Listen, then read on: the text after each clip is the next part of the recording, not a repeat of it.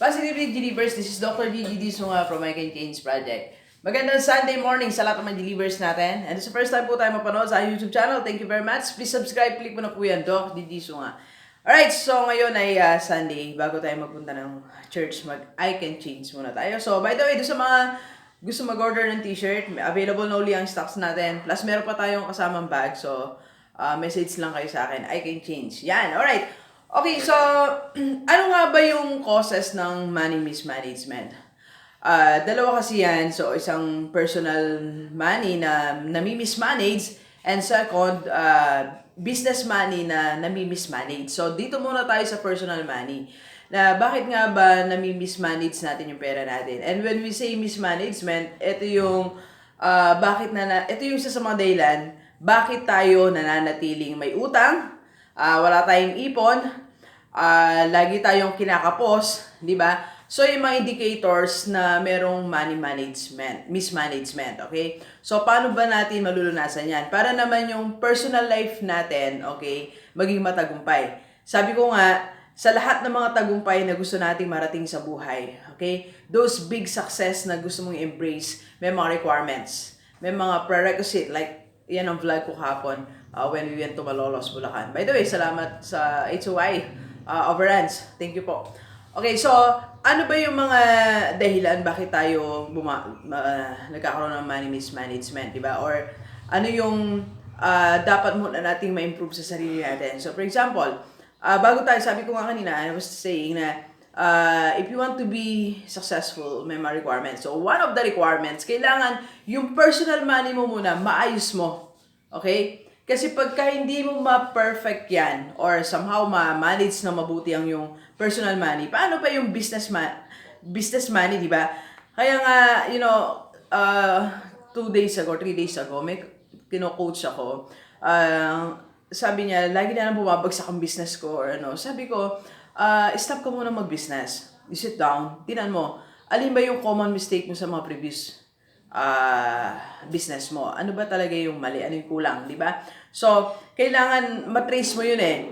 Otherwise, kahit makasampung launch ka ng yung new business, it will be the same. So, mami-mismanage pa rin kasi you cannot trace ang kanagulang. Baka sa personal money management pa lang, bagsak na tayo. So, kaya kailangan pagtunan natin to ng pansin. Because, if you work on it, okay, sa personal money mo, ma-manage mo siya mabuti, ay madali na sa'yo mag-manage ng iyong business. Madali na mag-manage ng, ng finances. Baka maging, financial advisor, di ba? Baka maging wealth coach ka din, kagaya ko, di ba? So, tingnan natin. Paano ba yung dalawang steps on how to avoid money mismanagement? Kung kayo po yung may ballpen lagi, so maganda na nagsusulat tayo. Sana naiintindihan nyo na lang yung sulat ko. So, money management, okay? So, ano ba yung dalawang paraan para, okay, hindi ma-mismanage ang pera mo?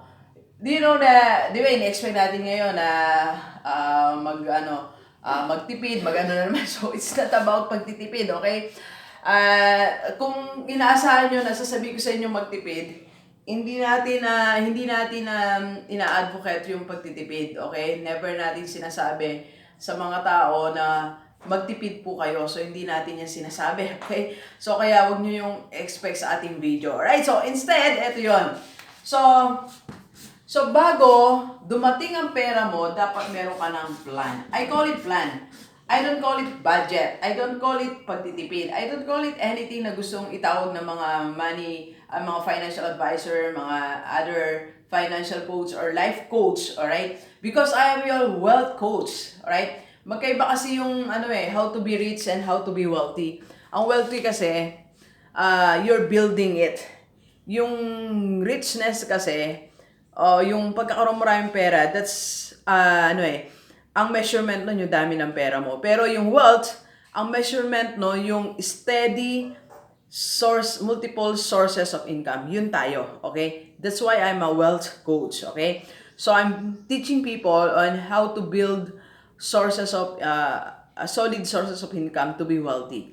Yung kahit mawala yung pera mo, still darating pa rin yan eh, di ba? Kahit magastos mo, after a month, meron ka pa rin pera. So that's That's my work. That's how I teach people. Okay? So, ano lang yan, commercial. Okay? Advertisement. So, by the way, kung gusto mong magpa-coach, tawagan mo na ako, 0939-525-4311. Alright, so balik tayo. Money mismanagement.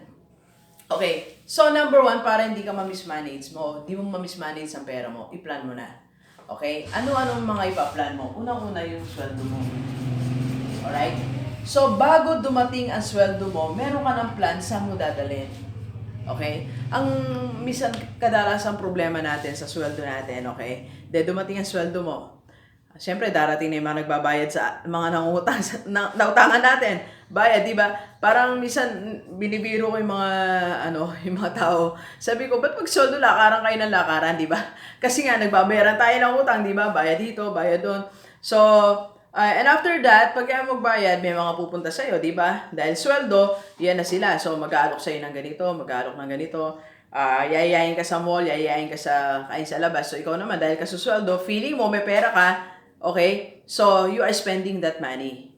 And that's wrong. Doon nagkakaroon ng mismanagement. Because you don't plan yung allocation ng pera mo. Yung sweldo mo, dapat naka-allocate yan.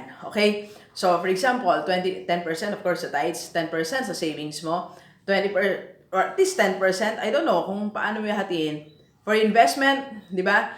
For expenses, personal, and ano.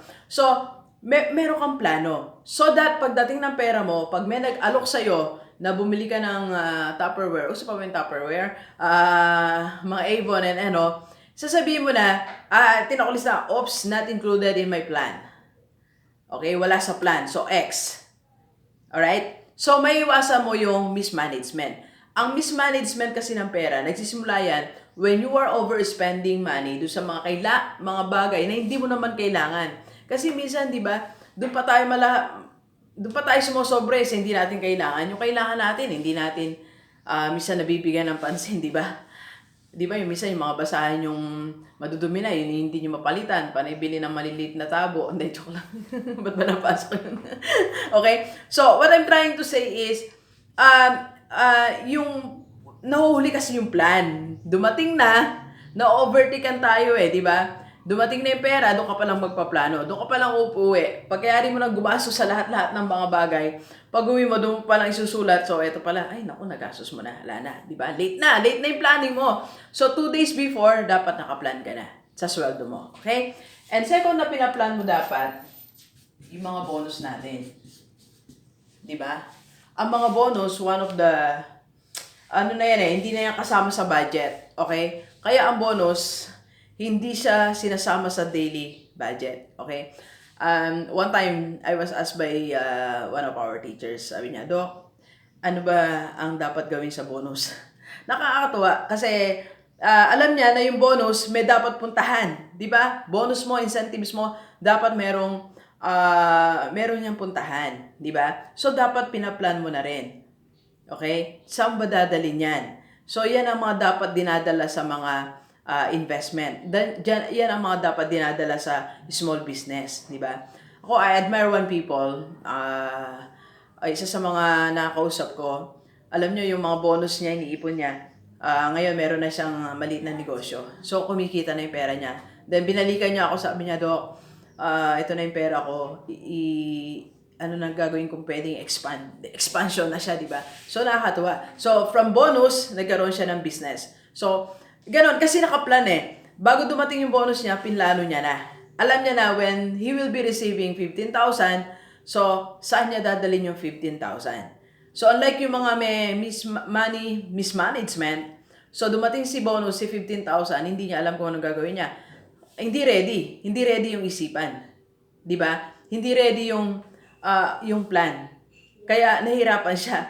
Di ba, halimbawa ngayon, tanongin mo yung katabi mo, if you are watching with somebody, tanong mo, kung meron kang dumating na 20,000 ngayon, anong gagawin mo? So, matagal mag-isip. Kasi hindi ready isipan niya, di ba? Pero kung ikaw ready ka at any given time na makareceive ka ng 20,000, alam mo anong gagawin mo. That's an advantage. So, hindi yun na siya ngayon may spend kung saan lang. Dumating si bonus, di ba? Ang tendency kasi natin mga Filipino, pag meron tayong dumating na bonus, bibili ng ganito, di ba? O, so ano gagawin mo dito, di ba? O, pagkatanggap mo ng pera, ano nga bang gagawin ko sa bonus ko, di ba? So, pinambayad mo naman ng utang, namasyal ka muna, di ba? So, after 2 days, wala na yung bonus mo. Eh, ang tagal, 1 year. Remember, it needs or it takes 365 days para magkaroon ka ng bonus. And yet, pakakawalan mo lang siya ng ganon.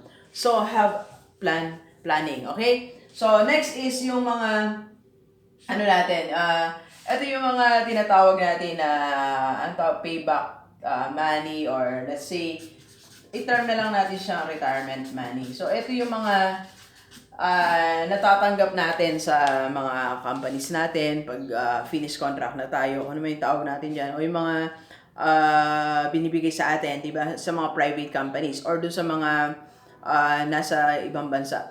Like, may kausap tayo, sabi niya, Doc, may kino-coach ako from other country. Meron akong pera na retirement, so saan ko ba dadalhin to? Maganda, sabi ko sa kanya, congratulations, kasi 2 years pa, may plan na siya. Anong gagawin niya doon sa retirement money? So, hindi siya nami-mismanage. Di ba? Yung retirement money mo, last money mo yan. Okay? So, sa lahat ng mga 50 years old, 60 years old, yung retirement money nyo, last money yan. Kaya kailangan i-manage yung mabuti. Bago pa dumating yan, di ba nakakalculate nyo naman kung kailan darating yan? Okay? Alam nyo naman, next month, next year darating yan. Ngayon palang pinaplano nyo na. Kaya ako natutuwa ako dun sa nagpa-coach, tsaka dun sa isa na nasa Saudi. Pero sa'yo, Sir Abel, ay sir, kanina nag-message siya. Yan, matatanggap niya na yung pera niya. So, yung mga pinaghirapan nyo rin. So, hindi naman, yung retirement money kasi hindi yan lahat galing sa company. Yan, minsan galing sa investment mo. So, nag-invest ka monthly, tapos yan, nakuha mo na yung pera mo. So, para sa retirement mo. So, kailangan pinaplano pa din yan. Okay? So, it's important na may plan ka bago dumating yan, bago mo matanggap. Kasi baka nag-June na, nag-mature na yung pera mo, hawak mo na ngayon 500,000, 1 million, anong gagawin mo dyan para hindi siya ma-mismanage. So, again and again, ang number 1 natin is, para maiwasan ng money mismanagement is you plan for it. Okay? And second, para hindi,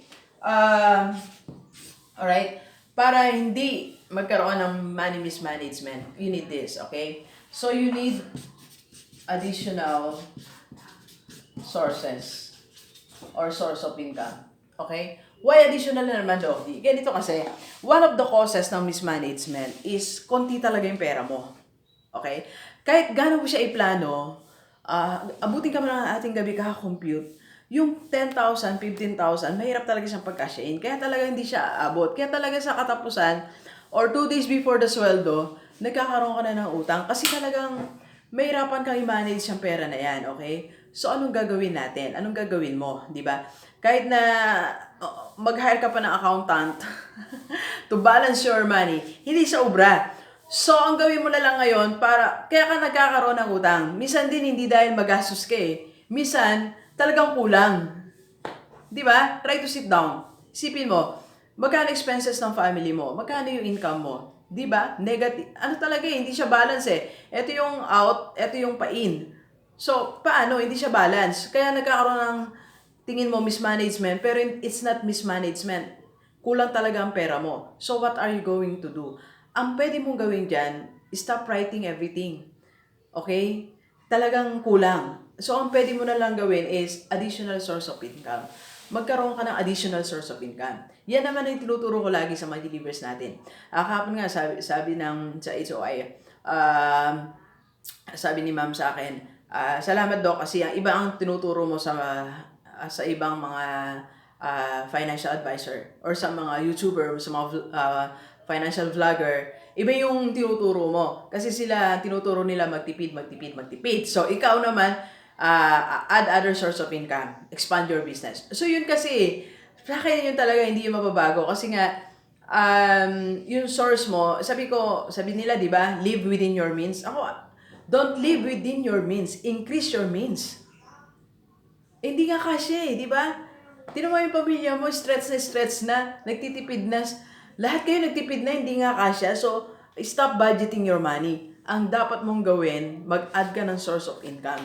Mag-add ka ng pwede pang pagkuhanan ng pamilya mo. Okay? So, hindi ko alam kung paano ka mag-a-add ng source of income, pero you can use your skills or message mo ako.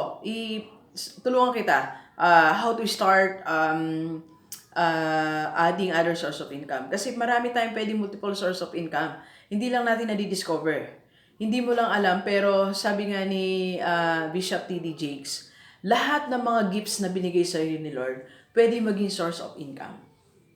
Kung marunong kang kumanta, that's a source of income. Kung marunong kang magsayaw, that's another source of income. Then marunong ka pang magsalita, mag-counsel, that's another source of income. Marunong ka mag-drawing, that's another source of income. So, ilista mo, ilan ang gifts mo, ilan ang talents mo. Lahat na yan pwede mo maging source of income. You just have to package yourself, rebrand yourself, and market yourself. And I can help you with that. So, tutulungan kitang i-package ang sarili mo, i-rebrand ang sarili mo, okay? I-match natin ang sarili mo yung, sa skills mo plus sa needs ng yung community para magkaroon ka ng clients. Alright? So, as easy as that, okay? So, message mo ko. By the way, every Saturday and Sunday afternoon siguro, kung wala rin lang tayong vlog outside sa Manila or sa ibang provinces, nasa Robinson San Fernando tayo. So, doon ang ating official coaching venue sa Robinsons, Pampanga. Okay, so kumbaga sa doktor may clinic na tayo doon sa Robinsons, Pampanga. Okay, so yan yung ating para maiwasan ang money mismanagement, dalawa. So, you plan your money, plan mo yung sweldo mo, bonus mo, retirement money. And second, maglagay ka na additional na income kung talagang hindi mahirap i-budget ang iyong pera. Okay? Alright, so please share. By the way, mamaya nasa Robinsons, Pampanga tayo. I-codes natin, dalawang estudyante. Isang estudyante, isang working, anak ng isang OFW. Okay? And, so yung mga anak nyo po, pwede nyo ipa-code sa akin para sabay kayo ng mindset. Alright? And, tomorrow, tomorrow, magkikita na kami ni Sir. Hi, Sir, from Singapore. Darating ni Sir, I think, yesterday yata. Magkita kami sa SM Cabanatuan, Nueva Ecija para i-plan, di ba? I-plan ang kanyang mga pera. Ang dami pera ni Sir pa-plan natin, okay? So, nakakatuwa. Alam nyo, minsan pag nagko-coach ako, sabi na, Doc, meron akong 5 million ang gagawin ko. Di ba? So, at least alam nila na they need to plan. Minsan sabihin nila, Doc, may dala ako, ito 3 million ang pera ko. Anong gagawin ko? Madalas naman, Doc, meron akong 1 million. Anong gagawin ko sa 1 million? So, yan yung pinag-usapan namin. Planning, okay? So, depende kasi yan sa nature nyo, sa nature ng iyong community. Diyan nakabase ang aking advice. Alright? Then, you add additional source of income. Alright, so, and by the way, sa mga lahat na may gusto mga overrun, so, playing na yung videos ko, dalawa yan. So, yan, siguro naman, so, hindi na ako paasa. Marami kasi parang nagagalit na sa overrun. So, nakatagpo na rin tayo ng supplier ng overruns. Okay, yan, advertise na natin. And, doon sa mga may business pa, if you want to advertise your business, gusto mo, puntahan ko yan. So, pinuntahan ko yung Malolos, Bulacan. So, may mga pupuntahan pa tayong mga businesses. If you want to advertise it sa aking YouTube channel, dahil napakaraming nanonood natin YouTube, everyday almost 40 to 50,000 ang nanonood na ating YouTube channel. And lahat na yan gusto magkaroon ng negosyo. And lahat na yan may pangangailangan na baka mag-fit sa iyong business. Alright, so thank you very much, Delivers. Enjoy the rest of the day. And, alright, so thank you very much, Delivers. Enjoy the rest of the day. And, let's go!